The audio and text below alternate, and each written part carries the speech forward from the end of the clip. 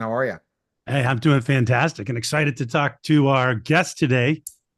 Absolutely. We got two Neils, and I love any Neil that's on the program. We have Neil Smith, former general manager of the New York Rangers and New York Islanders, Stanley Cup champion. Neil, thanks for stopping by, man. And you know what? I can't say I was a huge fan of yours when you were with the Rangers. I was a Penguins fan through and through, and we were winning cups, and you too were winning cups at that time period. Well, we were winning one. We might have been able to win two had we not had the debacle in Pittsburgh when Ronnie Francis scored from outside the blue line on Mike Richter, and that started a big comeback for the Penguins, and they won three straight and then won eight straight after that against the next two rounds. So those were great years. That was a great rivalry, the Penguins and the Rangers, and Mario Lemieux, of course, was such a treat to watch play, and along with everybody else that they had there. But um, Greg Patrick's a dear friend, and I think back on those days with great memories. All right, good, Greg. Very First question cool. for Neil. So, a quick highlight reel for you, Neil. So, what's one trade or signing you pulled off that still makes you smile today every time you think about it? I think, other than the obvious, you trade for Messier, and of course that's legendary now because of his career that he had. But I think Adam Graves I drafted Adam Graves for the Detroit Red Wings in 1986. And then I left the Red Wings in 89 to go to the Rangers. And in those years, Adam got traded to Edmonton, and then he won a Stanley Cup in 1990 in Edmonton. And then I was able to sign him to come to the Rangers in 1991. And because of knowing his family, his parents, his sister, and everybody else, knowing him from 18 years old, and him becoming an iconic Ranger, and still to this day works for the Rangers and has his number retired. I think I'm very proud of him and his career. Absolutely. And you know what I think about the name Neil Smith and general managers?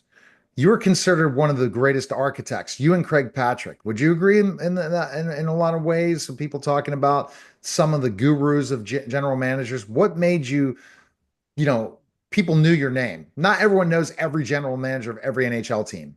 And same thing in the NFL or NBA, whenever that general manager, if they're the ones that really pulled the trigger and made the big moves and saved teams and really were the architect to bring the right coach in, that is when people know that name. So, what do you think made you known so well? I think it was a time when hockey really needed a big city like New York, Chicago, LA, something to win and be on the national stage.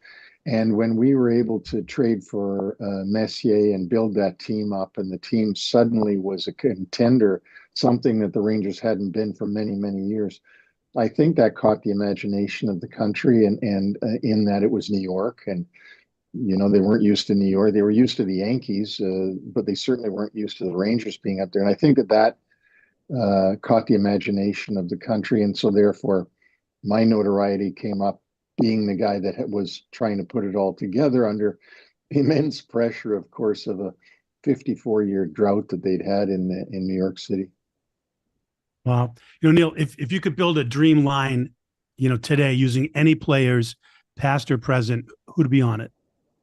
Oh boy. Well, I'm certainly Mario and Wayne Gretzky would be there for sure. Bobby Orr would be on defense. I'd say Guy Lafleur would have to be in there with Mario and Wayne.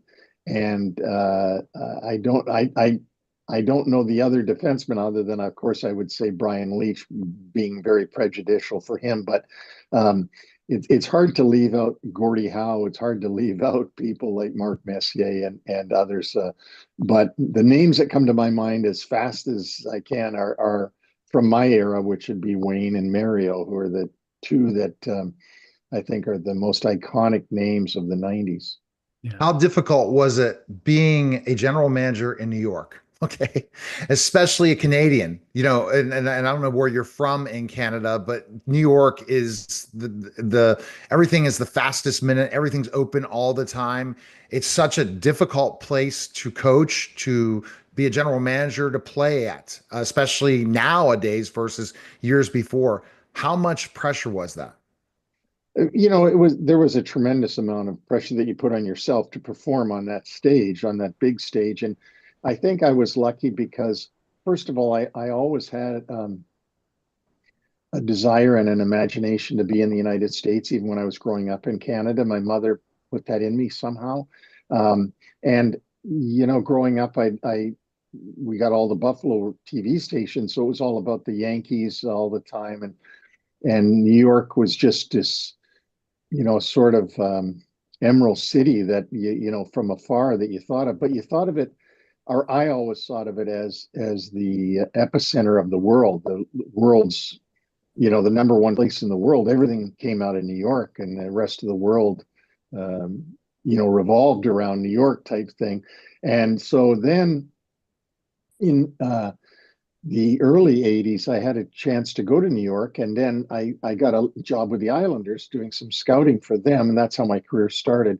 I worked for free, and then the second year I made a huge amount of money as $10,000 working for the Islanders in 1981, 82. But I realized living on Long Island, the magnitude of the Rangers and the city of New York, and how different it was, and this enormous giant that if you could ever tackle that you'd have done something that the world hadn't seen before. So I had that imagination in me. And so then when it just happened to be in 1989 that the Rangers made a management change from Phil Esposito, and I was a young guy, 35 years old, and they tapped me out of Detroit, and I went there and I was scared to death, just literally scared to death. And even though I knew New York and everything else, it was so different than working for the Red Wings and living in Toronto, and that it took quite a while to get used to it. And the city, just to put some perspective on it, was still the David Dinkins mayor era. Rudy Giuliani hadn't got elected Oh yet. That was man. down the road, and so it was a different New York. And so that's what I walked into. The subways still had all the graffiti all over the sides of them and stuff like that. That was a different era than it turned out to be. But it was quite a thing. But I guess I love to try to take on things. I've always been like this. I don't know why, craziness maybe, but to say, like, for people to be able to say, like, how did you do that? Like, what are you, crazy? Why did you try that? Why did you do that? How did you do that? I've really enjoyed that kind of a challenge, and um, being able to surprise people that I could really pull something off. Very cool. So since you brought that up, a quick follow up. So, like, what's one thing, that you're out of the GM seat now that you absolutely miss in the job, and what's one thing you don't miss at all? I don't miss the owners. Like, I certainly don't miss the craziness of being told something by somebody who doesn't know a thimble as much as you know, and then yet they're trying to tell you what you should and shouldn't do when they don't know what they're talking about. I don't miss that, and that's what goes along with sometimes, not all owners, but some of the owners that think that they're smart because they were good at their business, and so therefore they must know better than you how to run the thing you've been doing your whole life. But I think all of us have put up with that at some point in our careers, in our lives. Um, the thing I really miss is the leadership role that I had there, and not so much in that um, you're leading the players or the coaches. It was more the staffing and the smaller people, the people that you had to enrich their lives and make them have their own personal success, and organizing things and uh, seeing people be happy and get happiness from organizing things and making things good for people. I really miss that. I miss um, being able to get satisfaction out of seeing people succeed, and I mean that on a very elementary level, not necessarily seeing Mark Messier with the Stanley Cup, although who would not want to do that, but it was more seeing people meet their spouse and end up with families and have kids, and knowing that you helped make their life what it became. No, absolutely. And it's something that you've made a difference in lots of players' lives because they're younger guys, right? When they play in the NHL, some of them come really young, and you get to see them grow up and become men. I think that's part of what you saw working in the NHL is getting these guys to end up having careers after hockey and to really become great members of society. Yeah, and that's right. And then you have a lifelong, hopefully you have a lifelong relationship with them based upon your commonality that you had back in the day when they were players. And you're right about saying they're young. And at this age now, I really realize how young they are because I go to the games and you have guys playing in the NHL now that weren't born on 9/11. They weren't born yet. And nine Wow. eleven is like yesterday to me, as it is, I'm sure, to you guys. Um, just for a reminder for everybody, 9/11 was September 11th, 2001, which is, yes, I know it's 24 years ago, but you have guys under the age of 24 that play in the NHL. You have, so that's startling to me that you have players playing in the NHL that are born in the 2000s. Um, and you know, you look at their faces under the helmets and you realize they're babies. But when you see them from above and you're watching a hockey game, just like when you're watching a baseball game or a football game, to me, a baseball player that's playing for the Yankees looks the same as Mickey Mantle looked. Like they look like guys that are older than me that are really good baseball players until I really take a look at their face and see, oh my God, they could be my kid. you know so and that's the great part about sports, I think, is that no matter what age you are, you don't go there and think, oh, this is no fun. These guys they're only 22 years old. I'm so such and such years older than them. You go there and look at them as hockey players, and that's all, just as hockey players. And the uniform they're wearing is the same uniform that your heroes wore many years ago, and so you're still cheering for that uniform. Oh, man, that's so true. You've had a front row seat to some of the best rivalries in hockey. I mean, ever. Um, what's your favorite one? I think for me personally, my very favorite rivalry was when Wayne Gretzky was on LA and we would play the Kings in the LA Forum. And they had a star-studded cast, and we had a star-studded cast out in New York. And there was all kinds of celebrities that wanted to go to the game. Um, and that was just so cool. Like it was, first of all, that was before I knew Wayne as I do now because he played for the Rangers at the end of his career. And it was such an awesome thing to see him out there and think, my goodness, the LA Kings are a great team now. They were always near the bottom before that, and then they got Wayne and they became something. And we'd go out there and it was like LA New York is such a great rivalry to begin with, no matter what you talk about. Um, now that the fierce rivalries, of course, are the Islanders and the Rangers, two New York teams, the New Jersey Devils and the Rangers. Rangers are hated by a lot of different teams because they're uh, the Rangers had more fans really than anybody. And I'll tell you a funny story. Roger Nielsen, the legendary coach that I had there in the beginning of my time in 1989 through 91, was an Ontario guy like me. Had been coach of Toronto Maple Leafs back when I was much younger. And I said to him one day, I said, Roger, you're coaching the team that has the most fans in the world. And he looked at me and goes, how could that possibly be? He says, the Toronto Maple Leafs have the most fans. I said, no, they don't. I said, think about it. New York City is the most populated city in North America by far. So therefore, and the Rangers have been in the league since 1926, there are more New Yorkers spread out across the country than any other uh, category of people. So by the very numbers of New Yorkers, you have to have the most fans spread out all over the place because it's New York. And he thought about that for a while. And after we'd been on the road for a while, he goes, you're right.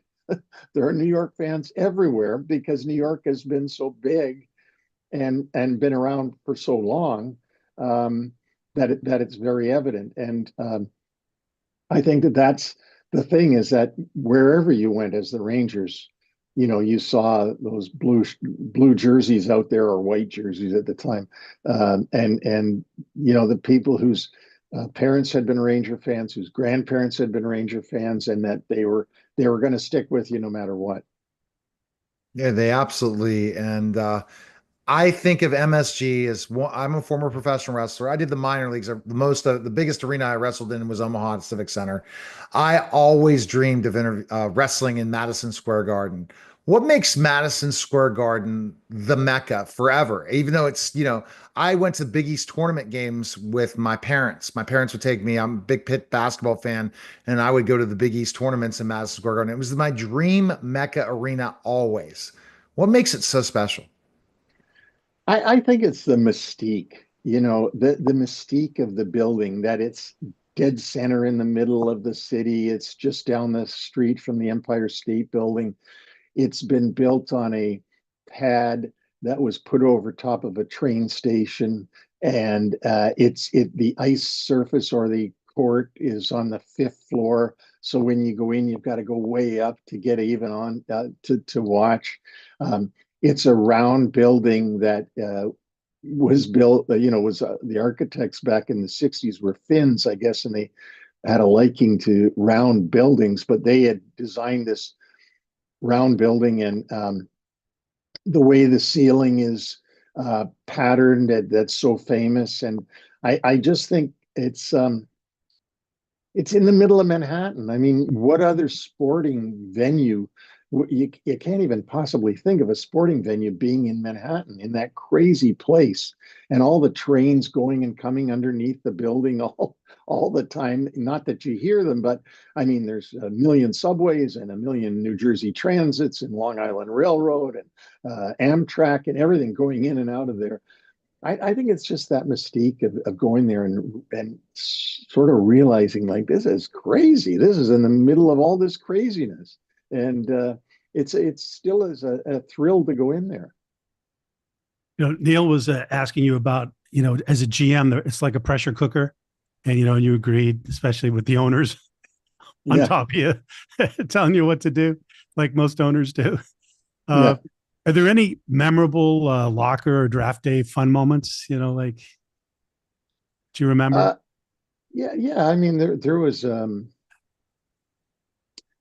lot of funny things that went on. Some of them you can't repeat. Some of them you can. I remember we went on a actually, it was in Pittsburgh, so you're going to enjoy this. We were staying at the hotel downtown that still had elevator operators in it for a long time. They finally stopped that big old hotel in downtown Pittsburgh, and they actually had the ladies that still operated the elevators in the early '90s. But anyway, um, we were in Pittsburgh, and of course, the way it happens when you come with a team is the travel guy gets off the plane and goes ahead of everybody else in a cab or whatever to the hotel to pick up all the room keys, to get everything organized, to give them out to the players when they walk into the lobby, and to the staff. And so our PR guy and our travel guy had hurried ahead to the Pittsburgh hotel, and they were getting all the keys ready for the rooms, and they went up to the other PR guy's room and set his room up before he got there. And so when he got there and he got his key, he goes up to his room and it was those plastic, you shove them in the door keys back then, and he put it in the door, and went into his room, and they had every prank set up in there. So he opens a closet to put his hanging bag in there, and a bucket of water falls down, and then he goes to the he gets in there, and they put on Spectrovision.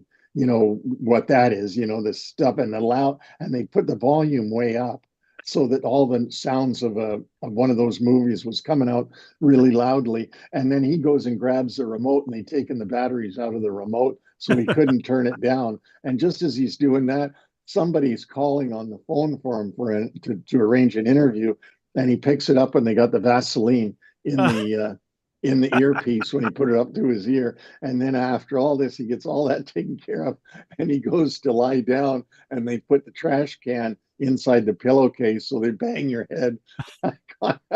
Thing saying all these things go on at once, and I never forget that. That was hilarious that they pulled that off and did all those pranks. Wow. Just a lot of interesting things. Greg has his final question, unless you have one more question, Greg. Your final question you ask all your celebrities. Oh, that's great. I really appreciate it. It's been a real privilege and honor to meet with you, Neil. So mentoring time. Tell me, what do you feel is the most important thing in life you've ever learned? Well, the most important thing in life that I've ever learned is that you have to stay in the moment, and you have to get the most you can out of the moment you're in, and don't waste it by thinking about what you did in the moment that's already gone by, or what you're going to do in the moment that hasn't even got here yet. So concentrate and be in the moment, and be here. Don't be somewhere else. Be right here where you are. And unfortunately, I had to learn that through a horrible thing that happened to me. But stay. That's the biggest thing I can say, is stay in the moment, and don't lose this moment, because you don't know how many moments you've got left. And I was speaking to a therapist the other day, just in conversation, and I said to him, one of the things that's really been bothering me at this stage in my life is my age, and how many years do I have left. And then I start to do the math and go, okay, this is your age, and you're how many years away from being at that age when most people they pass away. And I said, but I got myself out of that by saying, stop. You don't even know if you're going to be here tomorrow, let alone whether you're going to be here 25 years from now. So don't even think about it, because you don't know how long you got left. So you can think about, at a maximum I've got left, but you'll probably never hit that maximum anyway. So just enjoy today. Assume you're going to go on forever, because that's the only way to enjoy life. And stay where you are, and stay present, and enjoy whatever it is you're doing at that moment. That's great advice. It's fantastic advice. You have a podcast. Where can people check out the podcast and stuff like that, Neil? Well, you can see it behind my head here, NHL Wraparound. I have a partner, Vic Morin, and we're on all the podcast platforms, from Apple to Spotify to Amazon, and on iHeart, and on YouTube video. And we discuss the NHL. We have great guests. We have high-profile NHL guests on every week, and we do 4 shows a week, NHL Wraparound. Then a subset of it is called Short Shifts, which just brings a listener up to date on what's happened the last couple of days. We do a New York-centric show, because there are 3 teams in the New York area, and because of our listeners are a lot of people that, from my background of being in New York, so we do a show on that once a week. And then we have a lot of fun, and our goal is to have you learn something you wouldn't have known had you not listened. Mm-hmm. So just one thing in the show that every listener couldn't have known before he started to listen. That's our goal. And so I think we're accomplishing that. We're 14 months in, and we're having a lot of fun, and just hoping that we'll get more subscribers and listeners. All right. We appreciate it, Neil. Thanks again. Thanks for having me on, Neil. That Really was nice a to meet you special. guys. All right. That was a special simulcast.